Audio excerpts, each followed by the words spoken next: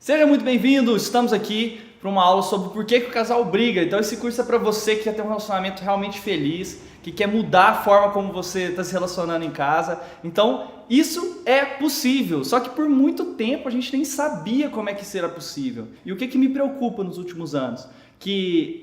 Frequentemente eu tenho visto dicas, frases, coisas na internet que não tem absolutamente nenhuma ligação com ciência, que já foi estudado e provado que não funciona. E aí você fica com aquele aperto no coração, porque as pessoas estão estudando coisas que não funcionam para aplicar em casa. E isso é o maior perigo que tem. Tem um cara, por exemplo, que chama George Bach, que ele criou uma teoria que você tinha que falar as coisas negativas. Fala as coisas negativas o máximo que tiver. E aí ele criou até uns bastões de espuma que você batia na cabeça do seu esposo para falar para ele o que estava errado no seu relacionamento, e aí a pessoa iria modificar. Então hoje parece tão absurdo porque mas você vê um monte de livros, um monte de gente dando dica de relacionamento que tem a ver com isso, com você bater na cabeça do outro, falar a coisa que está incomodando, e isso vai resolver o seu relacionamento. Não vai! E para isso você tem que entender o que está acontecendo na sua casa, por que vocês estão brigando. Todo casal tem briga. Então isso é muito importante a gente atender. Existem dois tipos de casais. Tem os casais perfeitos que não brigam e tem os casais que você conhece bem. Porque se você está vendo um casal que não está brigando, meu amigo, você não conhece bem esse casal. Com o tempo nós fomos descobrindo que existem realmente casais que são doutores em relacionamento e terrores em relacionamento. E para a gente descobrir isso foi necessário mais de 40 anos de pesquisa do instituto chamado Instituto Gottman. Esse cara pegou as pessoas, os casais recém-casados, gravava as interações deles, media batimento cardíaco, media respiração, media pressão arterial e gravava as interações, pegava padrões de interação e depois tentava prever se esse casal ia separar ou não, ia ser feliz ou não. Chamava essas pessoas 5 anos depois, 10 anos depois, 20 anos depois para saber como estavam os relacionamentos deles. E ele descobriu que era capaz de prever em mais de 90% das vezes se um casal ia ser ou não feliz, através de poucos minutos de interação. E por que isso é possível? Porque existem padrões. Existem padrões que diferenciam os terrores em relacionamento dos doutores em relacionamento. E a gente precisa entender quais são esses padrões, o que faz com que um relacionamento seja muito feliz. E aí qual que é a ideia? A gente aplicar isso no nosso relacionamento para fazer com que a gente tenha uma relação muito mais saudável, a gente seja mais satisfeito e para a gente evitar que o nosso relacionamento vá para o buraco. Então primeiro, vamos entender o que é uma relação disfuncional. Primeiro ponto é que numa relação disfuncional o índice de negatividade é maior do que o de positividade. Então você tem 0,8 relações positivas para cada uma negativa, tem mais negativa que positiva. Em relacionamentos felizes, os doutores em relacionamento, esse índice é muito maior, você tem 5:1 durante conflitos e você tem 20:1 fora de conflitos. Então você vê que mesmo quando os doutores em relacionamento estão brigando, eles mantêm um tom gentil, eles mantêm a mensagem de que ama aquela pessoa, ele fala uma palavra carinhosa, ele tem o toque não sexual, mas de forma carinhosa, transmitindo afeto. E a pessoa transmite afeto. Enquanto no relacionamento, nos terrores em relacionamento, nos relacionamentos difíceis, esse índice de negatividade, ele escala. Então esse é o segundo ponto que a gente conhece. Há uma escalada de afetos negativos. Você começa discutindo alguma coisa que é trivial, aquela pessoa não se sente escutada, se defende e começa a escalar. Fala um pouco mais alto, traz alguma coisa do passado para poder machucar, traz um elemento diferente que realmente adiciona negatividade naquela interação. E de repente a relação negativa vai se escalando até chegar numa briga em que há ofensa, que pode haver inclusive agressão física. Então chega no ponto, no ápice da dor, porque não souberam ali naqueles primeiros passos serem gentis e transmitir que realmente estão escutando. Terceiro ponto, existem padrões na comunicação, existem formas de falar, existem pequenas coisas que a gente realmente faz de forma cíclica. E isso ele chama de cavaleiros do Apocalipse. São 4 cavaleiros do Apocalipse. O primeiro cavaleiro do Apocalipse é o criticismo e é a forma como a maioria das pessoas, na grande maioria dos casais, começam a fazer qualquer tipo de reclamação sobre o relacionamento. Então a pessoa, quando ela faz o criticismo, é uma generalização do outro. É quando você tenta culpar o outro por alguma coisa que aconteceu. Quando você chega e já culpa o outro, qual que é a reação imediata? Mais característica, mais biológica, mais visceral. O que, que é? Você entrar na defensiva. A defensiva é uma tentativa de se justificar, é uma contra-ataque ou você se fazer de vítima. E quando isso acontece, basicamente você não consegue dar para o outro a sensação de que foi escutado, de que foi ouvido, e a briga escala, vai para a próxima, a pessoa repete, dá mais elementos, tenta provar o seu ponto e vira um padrão em que você tenta buscar quem está certo e quem está errado. E só de você estar num padrão de certo e errado, você já está perdendo, você já está num relacionamento disfuncional. Porque um relacionamento disfuncional, os doutores em relacionamento, é os dois no mesmo time, é os dois do mesmo lado, é a sensação de que vocês dois estão juntos e não lutando um contra o outro para ver quem que está certo. Terceiro cavaleiro do Apocalipse é a fuga emocional. E isso foi descoberto com a passar das gravações, que em determinados momentos da interação, quando principalmente a frequência cardíaca está acima de 100, existe a sensação de inundação emocional, que você não dá conta de lidar com aquele tanto de emoções, e aí você entra num estado chamado de fuga emocional. Em 85% das vezes, em casais heterossexuais, é o homem que entra nesse estado. E basicamente ele se fecha a comunicação, ele passa a olhar para outro lugar, ele olha para baixo, ou então ele olha para cima, ele vira o olho, às vezes ele cruza os braços, ou ele sai da sala e ele para de comunicar que está escutando. Em casais homossexuais isso também acontece, então não tem a ver com gênero, mas tem a ver com poder. Então a fuga emocional impede da comunicação continuar. E às vezes, qual que é o padrão que se estabelece? Quando a pessoa entra nesse estado, o outro geralmente tenta falar mais, tenta convencer, tenta tirar do outro algum tipo de interação. Então tenta aumentar a interação, querer tirar mensagens, né? Fala mais, insiste mais, quer saber, e a pessoa simplesmente não consegue lidar com aquele tanto de emoções e se fecha. Quarto cavaleiro do Apocalipse é o desdenho. Esse é o mais grave, porque o desdenho ele aparece quando você tem uma sensação de superioridade em relação ao seu parceiro. Então você se sente melhor do que ele e, portanto, você tem o direito de corrigi-lo, você tem o direito de atuar com palavras que realmente humilham o outro, que tenta diminuir. Então, quando esse padrão está presente, é o padrão que mais está relacionado com o divórcio, porque você não tem a admiração do seu parceiro. Você não comunica que você admira, que você respeita. É nesse momento, e pode ser das pequenas palavras ou em forma de brincadeiras, você comunica que você não tem respeito pelo outro. Então, como é que é os doutores em relacionamento? Eles focam naquilo que eles sentem e naquilo que eles precisam, ao invés de focar no problema do outro e na generalização do problema do outro. Eles são muito gentis na hora de falar sobre esses assuntos. Então, enquanto o terror do relacionamento, vamos supor, o parceiro ou parceira está atrasado, e aí você começa a brigar. Apronta mais rápido, vamos. O doutor em relacionamento, o que ele faz? Ele fala daquilo que ele sente. Né? Nossa, toda vez que eu chego muito atrasado no meu trabalho, eu sinto tão mal, às vezes meu chefe chama atenção, isso me deixa muito angustiado. Eu queria combinar um jeito da gente conseguir chegar mais na hora. O que você acha, amor? Então, é de uma maneira gentil, mais tranquila, menos focada no outro, mais focada no que você precisa. O grande problema do relacionamento é que a gente não escolhe pessoas tão perfeitas como a gente. Então tem essa sensação de que o outro deveria ser como nós. E aí que está a grande mágica do negócio, a grande questão boa do relacionamento é você estar com pessoas que são diferentes e que fazem uma transformação em você. Então às vezes a expectativa que o crítico tem, aquela pessoa que é muito crítica, é de você chegar e falar assim: nossa, realmente, eu adoro o jeito como você aponta os meus defeitos. Talvez a gente podia marcar um almoço, aí você falava muito mais defeitos meus, que tal? Não, lógico que a gente não vai responder assim, a gente responde com defensiva. Então a forma como a gente começa a comunicar é uma forma que faz muita diferença. Os doutores, à medida que a gente foi estudando, os doutores em relacionamento, o que eles fazem? À medida que o outro às vezes chega de forma crítica, ele consegue assumir responsabilidade em cima do processo. E ele consegue às vezes chega a falar assim: nossa, pô, boa ideia, tem razão, não, me fala mais. Deixa eu entender isso aí, o que você está sentindo? Então ele assume responsabilidade ao invés de já tentar resolver, já tentar recusar, falar, não fiz isso. Ele assume responsabilidade. Poxa, você se sentiu sozinho então.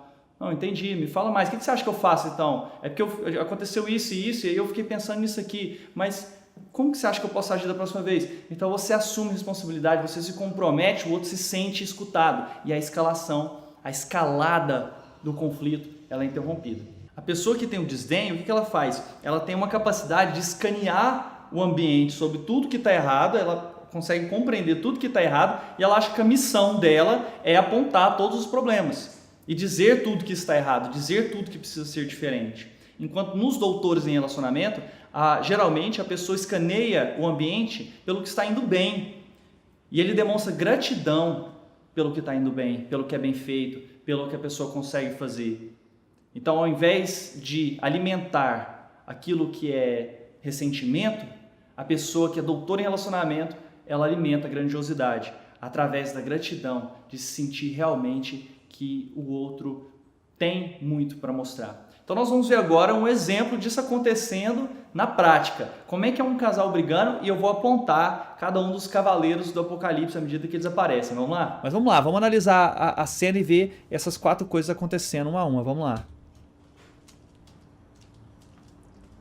Você não tá nem aí pra nada mesmo, né? Então ela já abre com criticismo, que é a entrada mais comum para a maioria das reclamações. Então a pessoa geralmente vê algo que incomoda, ela fala assim, não vou falar, aí de repente aquilo vai crescendo, ela já vai, criticismo. O que é? Ela generalizou completamente o que está acontecendo. Ela pega tudo que ele é e embala num cara que não preocupa com nada. Quer dizer, ele não colocou o quadro na parede, mas ela já chega generalizando o fato, né? Você não preocupa com nada mesmo, não, né? Então, ela generalizou o processo. Qual que é a resposta mais comum ao criticismo? A defensiva. A pessoa começa a se explicar, ela começa a se defender. Vamos ver se é isso que acontece. Nossa! Boa tarde. O que foi? Tem mais de um mês que eu te pedi pra pendurar esse quadro, até hoje nada. Ah, esqueci, mano. Esqueci completamente.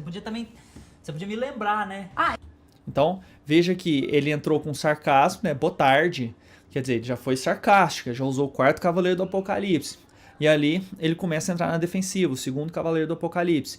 Quer dizer, ele pega uma crítica que foi dada, uma reclamação, e ao invés de tentar responder, ele tenta se explicar. Ao invés de tentar conectar com ela, entender o que minha parceira está querendo, o que eu preciso dar para ela agora, essa pessoa que está do meu time, que é a pessoa que eu amo, que é a pessoa que cuida da minha filha, o que ela está precisando, como que eu posso dar isso para ela? Mas não, ele entra no processo da defensiva, que é o mais comum, ele vai tentar se explicar, falar o absurdo que foi a afirmação dela.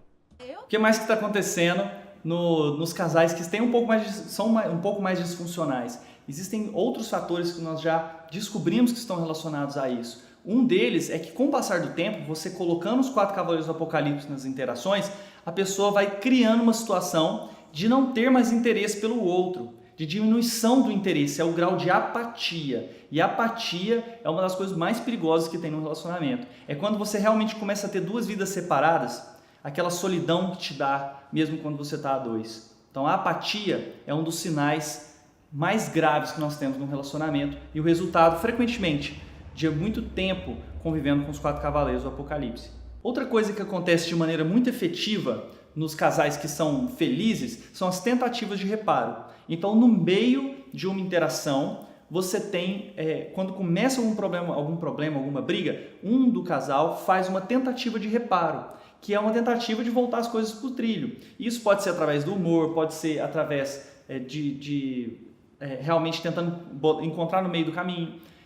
E nos casais infelizes, o parceiro não aceita essa tentativa de reparo. Então o cara tenta reparar e voltar para os trilhos e a pessoa, não, a culpa é sua, não dá. Outra coisa que nós sabemos hoje é que existe uma reação corporal ligada ao estresse. Tanto que medir noradrenalina e cortisol em uma interação de casal é capaz de prever se aquele casal vai se separar em 10 anos.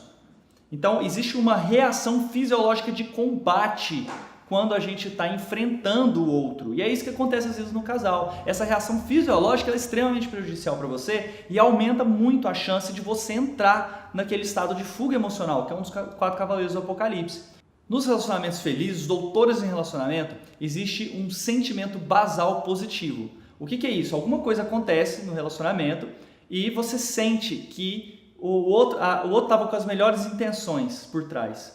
Então você tem uma sensação de que a intenção daquela pessoa foi boa. Vamos supor, uma vez eu esqueci meu celular desligado e aí eu esqueci de responder a minha esposa durante um dia inteiro e a hora que eu lembrei disso, eu falei assim, nossa, ela vai estar muito preocupada, muito chateada, que ela ela ia precisar de mim naquele dia. E aí quando eu entrei no celular, eu vi uma série de perguntas dela e depois ela me escreveu assim, nossa, seu dia deve estar muito puxado, porque você não teve nem tempo de responder. Espero que você esteja bem e que você consiga chegar logo em casa para descansar. Então ela assumiu que o fato de eu não respondê-la foi porque eu não tive tempo, porque eu estava ocupado, porque o meu dia estava difícil, ao invés de assumir que seria um sentimento basal negativo, que eu não gosto dela, não penso nela, que eu tô com outra pessoa, que toda vez eu faço isso. Então, quando tem um sentimento basal negativo, isso é muito ruim, porque qualquer ação da pessoa parece mal interpretada. Qualquer coisa que o outro faz dá a sensação